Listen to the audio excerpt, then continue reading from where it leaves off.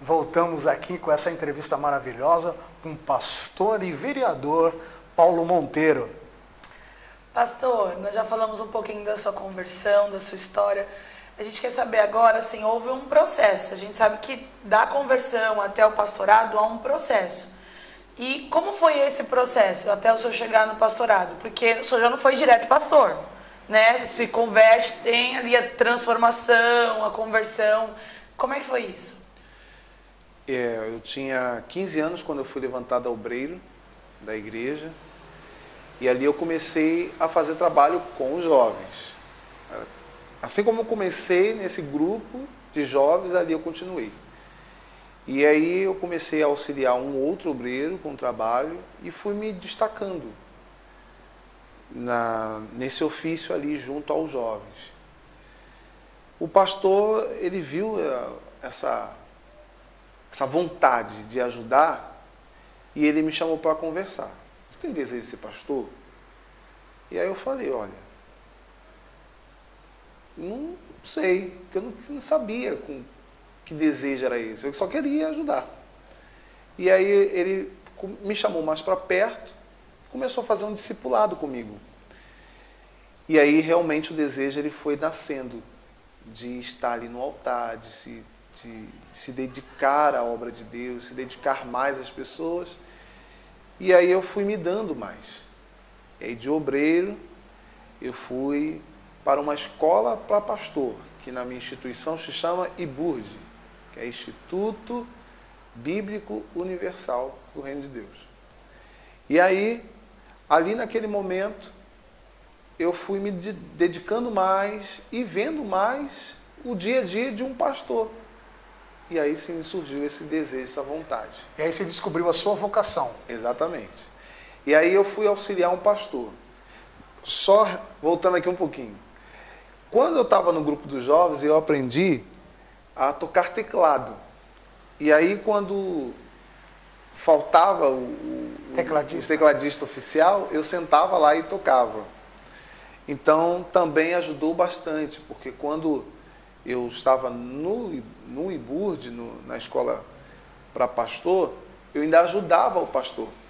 E aí, um pastor chegou lá na sede onde eu estava, olhou para mim assim, jovenzinho, ali eu já tinha uns 17 anos, olhou para mim, eu estava sentado no teclado treinando, olhou assim e falou, você sabe tocar isso aí? Eu falei, não sei não, senhor.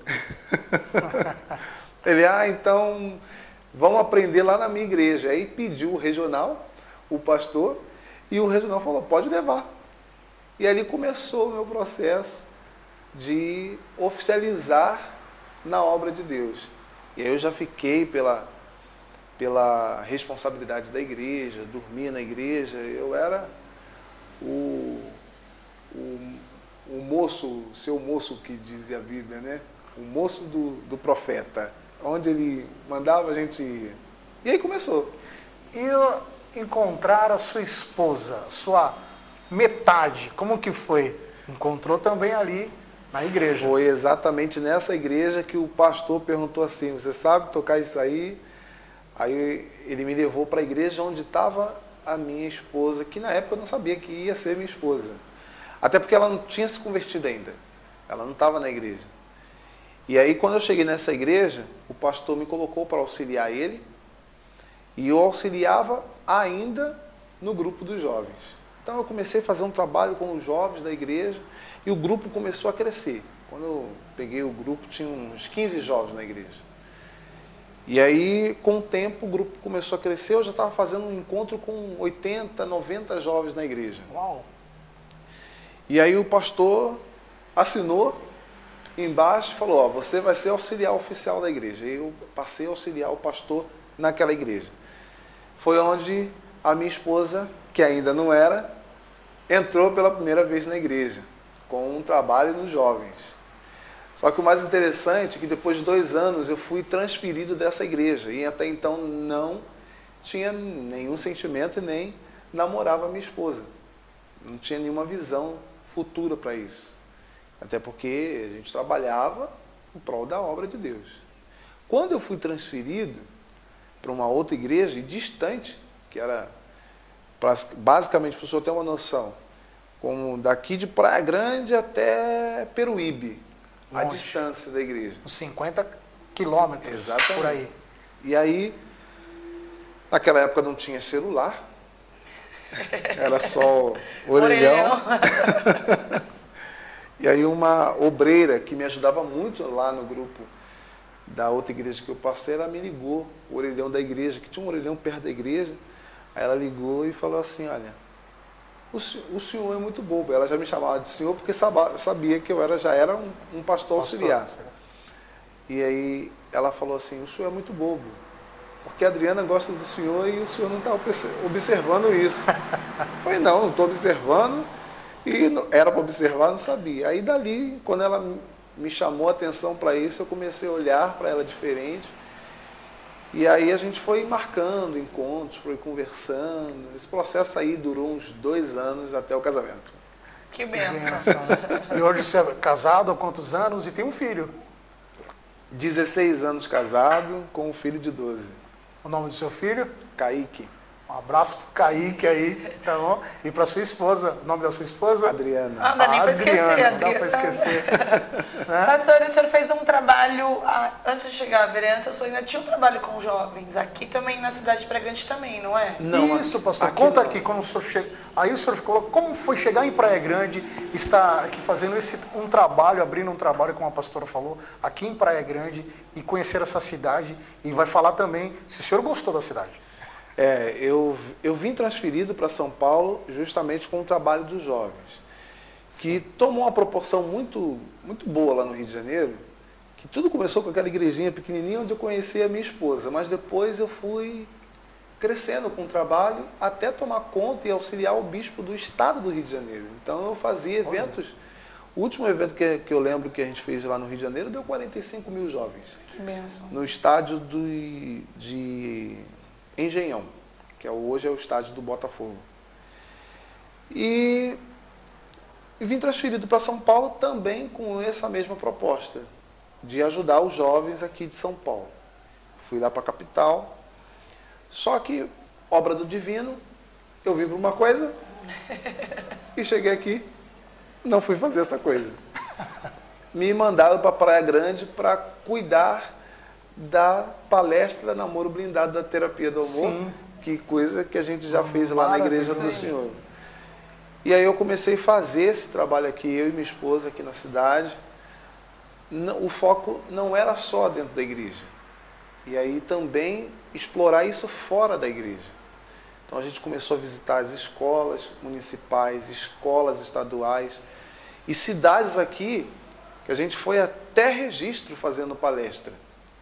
No ano de 2019, se não me engano, foi antes de estourar a pandemia, nós chegamos a fazer, o que eu me lembro, nós distribuímos mais de 3 mil livros, para o senhor ter uma noção. Quantidade de palestras mesmo eu não tenho em mente, mas a quantidade de livros a gente tem, porque eu sempre fazia os pedidos a mais. Então nós distribuímos mais de 3 mil livros de namoro blindado. Então foram mais de 3 mil adolescentes e jovens alcançados só nessas palestras. Que bom. E foi muito bacana. E depois o pastor daqui da cidade, ele me colocou para dirigir o trabalho de evangelização da rua. E aí onde eu fiquei mais maravilhado, porque comecei a trabalhar com os moradores de rua. Não só com a evangelização de rua, mas também com essa classe de pessoas. Também foi algo que o senhor encontrou aqui, que o senhor já não tinha trabalhado lá?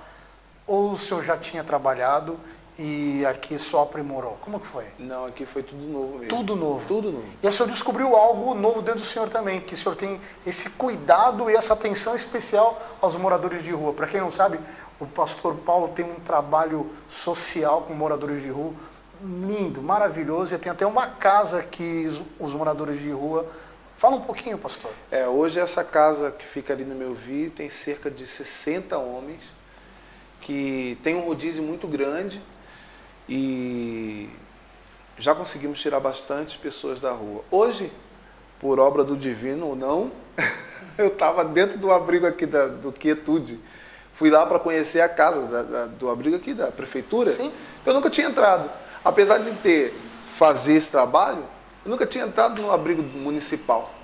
Aí eu falei assim, hoje eu vou lá, eu quero saber como é que funciona isso, porque ali tem uma burocracia para entrar pessoas. Então eu fui lá para conhecer, entrei, maravilhoso, espaço muito bacana, só que não tem essa facilidade de trabalho espiritual, por conta que ali só dá os donativos, te dá uma cama, uma roupa, uma possibilidade de você fazer a sua higiene, uma alimentação, mas falta o principal.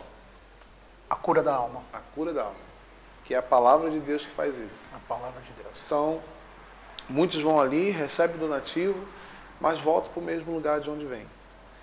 E aí onde tem essa diferença, essa força da palavra de Deus, né? Tem muitos que não tiveram esse encontro com ela ainda, então não entendem a força que a palavra de Deus tem para transformar a vida de um ser. Né? É verdade, pastor. Pastor, então, chegou aqui na Praia Grande, gostou da cidade, de repente o senhor está pastoreando, fazendo as palestras do Namoro Blindado, na região, não só na Praia Grande, mas na região toda.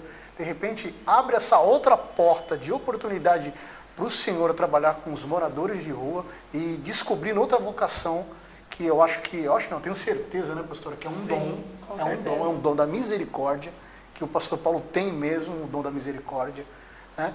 E de repente, agora, o senhor se vê com outro desafio, né? Se candidatar vereador para, assim, defender a causa da igreja. E a gente vai ver isso e vamos conversar sobre isso no próximo bloco.